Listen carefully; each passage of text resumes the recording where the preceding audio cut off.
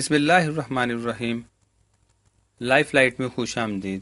1965 کی جنگ ختم ہونے کے چند ماہ بعد مدینہ منورہ میں ایک عمر رسیدہ پاکستانی خاموش بیٹھا آنسو بہاتے ہوئے روضہ رسول صلی اللہ علیہ وآلہ وسلم کی طرف دیکھے جا رہا تھا۔ پاکستانی 11 ستمبر 1965 کو سیالکوٹ پھلورا محاذ پر شہید ہونے والے کوئٹہ انفینٹری اسکول کے انسٹرکٹر میجر ضیاء الدین عباسی ستارہ جرت کے والد گرامی تھے۔ میجر ضیاء الدین عباسی کے ٹینک کو دشمن کی توپ کا گولہ لگا جس سے وہ شہید ہو گئے۔ میجر ضیاء الدین عباسی کے ٹینک کو دشمن کی توپ کا گولہ لگا جس سے وہ شہید ہو گئے۔ جب صدر ایوب خان کی طرف سے میجر عباسی شہید کے والد اپنے شہید بیٹے کو بعد از شہادت ملنے والا ستارہ جرت وصول کر رہے تھے تو ایوب خان نے ان سے ان کی کوئی خواہش پوچھی تو انہوں نے عمرہ کی خواہش کا اظہار کیا جسے ایوب خان نے فوراً قبول کر لیا۔ شہید میجر ضیاء الدین عباسی ستارہ جرت کے والد جب روضہ رسول صلی اللہ علیہ وآلہ وسلم کے سامنے بیٹھے آنسو بہا رہے تھے تو خادم مسجد نبوی وہاں آئے اور وہاں بیٹھے ہوئے لوگوں سے پوچھا کہ آپ میں سے کوئی پاکستان سے تعلق رکھتا ہے؟ میجر عباسی شہید کے والد نے خادم مسجد نبوی کے استفسار پر کہا کہ وہ پاکستان سے آئے ہیں۔ خدام مسجد نبوی صلی اللہ علیہ وآلہ وسلم نے ان سے پوچھا کہ پاکستانی فوج کے میجر ضیاء الدین عباسی شہید کا نام آپ نے سنا ہے؟ آپ ان کو جانتے ہیں؟ اس پر شہید کے والد نے حیرت سے کہا کہ وہی اس شہید کے والد ہیں۔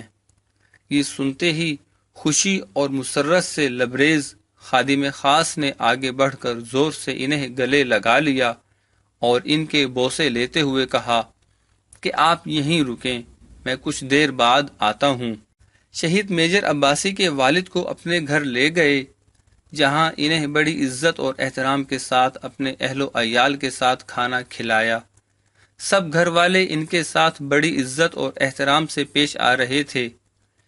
میجر عباسی شہید کے والد بہت حیران تھے کہ الہی یہ کیا ماجرا ہے، میں تو انہیں جانتا تک نہیں، بلکہ زندگی میں پہلی بار میرا سعودی عرب آنا ہوا ہے۔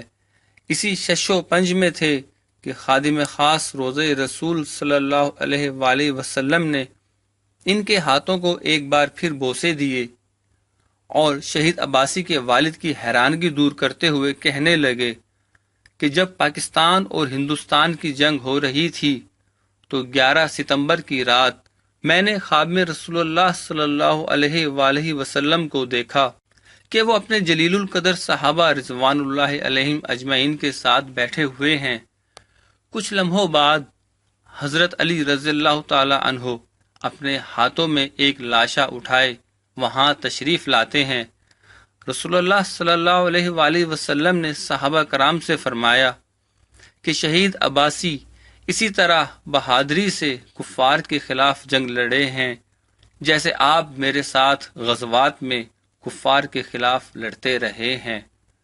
خادم مسجد نبوی کہتے ہیں کہ رسول اللہ صلی اللہ علیہ وآلہ وسلم سمیت سب نے ان کی نماز جنازہ ادا کی اور انہیں جنت البقیع میں دفن کر دیا۔